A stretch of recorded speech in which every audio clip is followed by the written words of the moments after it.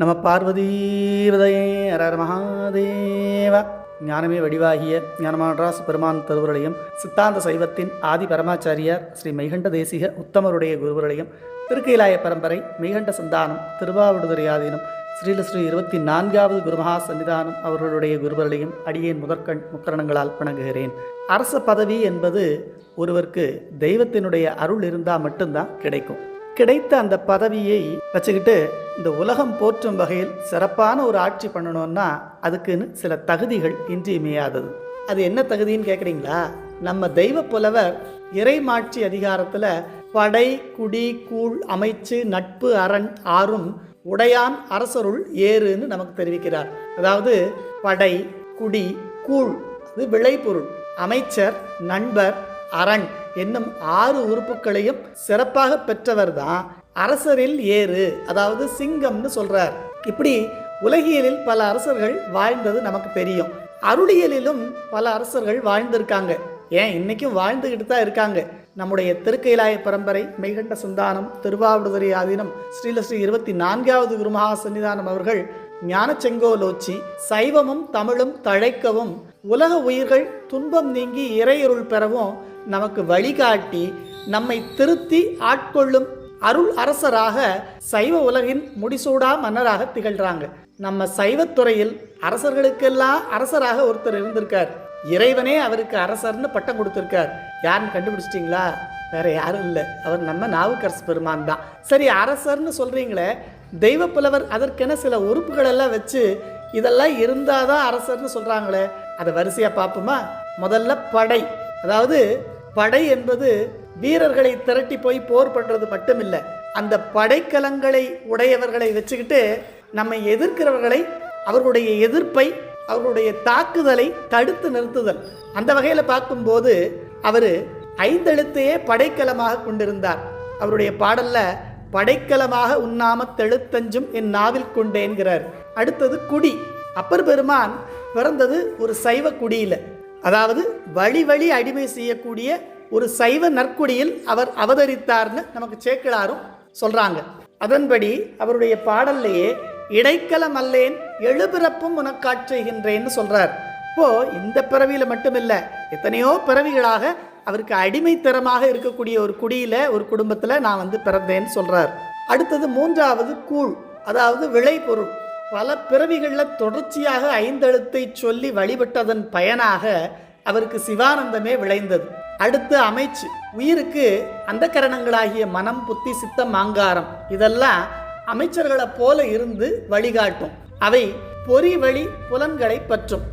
பொதுவாக உலகியில் இருக்கவங்களுக்கு அந்த புலன்கள் மாறி நின்று மயக்கும். மாறி நின்றனை மயக்கிடும் வஞ்ச புலன் 5 வழி அடைத்துன்னு திருமுறைகளும் நமக்கு காட்டுது. ஆனால் இந்த உலகின் நிலையாமையை உணர்ந்தவர்களுக்கு அதுவே வழிகாட்டக்கூடிய விளக்காக அமையும் என்பதை தெள்ளத் தெளிந்தார்க்கு சீவன் சிவலிங்கம் கள்ளப்புலனைந்தும் காளா மணி விளக்கேன்னு அதே திருமுறைகள் நமக்கு காட்டுது. அதன்படி நாவுக்கரசு பெருமானுக்கு இந்த புலன்கள் எல்லாம் அமைச்சர் போல இருந்து அவருக்கு வழிகாட்டுது. அடுத்து நட்பு. நம்ம யார் யார் கூடயோ நட்பு வச்சு இவங்கெல்லாம் நம்மளை காப்பாற்றுவாங்கன்னு நம்ம நினச்சிட்டு இருக்கோம். ஆனால் உண்மையிலே நாம் யாரோட நட்பு வச்சா நமக்கு நல்ல கதி கிடைக்கும், நம்முடைய குறிக்கோள் நிறைவேறும்னா, உடையாள் உந்தன் நடுவிருக்கும் உடையாள் நடுவுள் நீ இருத்தி அடியேன் நடுவுள் இருவீரும் இருப்பதானால் அடியேனும் அடியார் நடுவுள் இருக்கும் அருளை புரியாய் பொன்னம்பலத்தம் முடியா முதலே என் கருத்து முடியும் வண்ணம் முன்னின்றேன்னு நமக்கு திருமுறைகள் காட்டுவதன் மூலமாக அடியார்களோடு நாம் கொள்ளக்கூடிய நட்பு தொடர்பு அதுதான் நம்மளை மறுபடியும் இந்த மாய வலையில போய் சிக்கி உலகியலில் பிறப்பிறப்பு சூழலில் விழாம இறைவன் திருவடியை அடைவிக்க செய்யும் என்பதை நன்கு உணர்ந்த நாவுக்கரசு பெருமான் திருஞான சம்பந்த பெருமானோடும் மற்ற அடியார் பரிசனங்களோடும் தான் அவருடைய தொடர்பு இருந்தது. நிறைவாக அரண். உயிருக்கு பல பிறவிகளின் தொடர்ச்சி காரணமா மறுபடி அந்த பழைய வாதனை தாக்கிக்கிட்டே இருக்கும். இதுல இருந்து நாம தப்பிக்கிறதுக்கு ஒரே வழி விபூதி ருத்ராட்சம் இதையெல்லாம் அணிகிறது, சிவபூசை பண்றது தான்.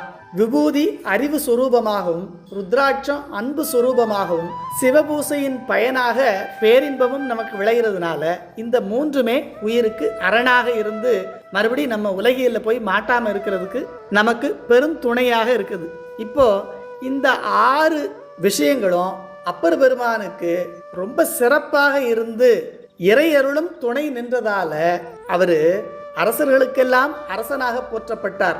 சிவபெருமானாலேயே நாவுக்கரசர் என்று திருநாமம் சூட்டப்பட்டாருங்கிறத நாம பெரிய புராணத்தில் பார்த்து தெரிஞ்சுக்கிறோம். மேலும் அரசர்களுக்கு என்னென்ன இயல்பு இருக்கணும்னு சொல்ல வந்த தெய்வப்புலவர் அஞ்சாமை, ஈகை, அறிவு, ஊக்கம் இந்நான்கும் எஞ்சாமை வேந்தற்கு இயல்புன்னு அதே இறைமாட்சி அதிகாரத்தில் 382வது குறளில் நமக்கு தெரிவிக்கிறாங்க. முதல்ல அஞ்சாமை. இந்த உலகத்தில் யாருக்காகவும் எதுக்காகவும் நாம் பயப்படவே கூடாது. அப்பர் பெருமான அரசன் ஆணை உம்மை அழைக்கிறதுன்னு சொன்னப்போ கூட நாமார்க்கும் குடியெல்லோம் நமனை அஞ்சோம் நரகத்தில் இடர்படோம் நடலெல்லோம் ஏமாப்போம் பிணியறியோம் பணிவோம் அல்லோம் இன்பமே என்னாலும் துன்பம் இல்லைன்னு சொன்னார்னா இதை விட தைரியத்துக்கு இலக்கணமாக வேற எதை காட்ட முடியும்? அடுத்து ஈகை, அவருடைய பெரும் கொடைத்திறம், அவர் நம்ம மேலே கொண்ட அன்பு, கருணை, இதெல்லாம் தான் 4, 5, 6ஆம் திருமுறைகளாக தேவார பதியங்களாக நமக்காக அவர் அருள் செய்திருக்கிறார். இதை விட ஈகைக்கு வேற என்ன சான்று காட்ட முடியும்? அடுத்தது அறிவு. திருநின்ற செம்மையே செம்மையா கொண்ட திருநாவுக்கரையந்தன் அடியார்க்கும் அடியேன்னு சுந்தரமூர்த்தி நாயனார் திருத்தொண்ட தொகையில் சொல்றாருன்னா அவர் திருவருள் வழி நின்றார். திருவருளை விட இந்த உலகில் அறிவான பொருள் வேற என்ன இருக்க முடியும்? நிறைவாக ஊக்கம், ஊக்கமுடைமை, தான் கொண்ட கொள்கையில் உறுதியாக இருந்து அதை தானும் கடைபிடித்து தன்னை சேர்ந்தவர்களையும் கடைபிடிக்க வைத்தல்.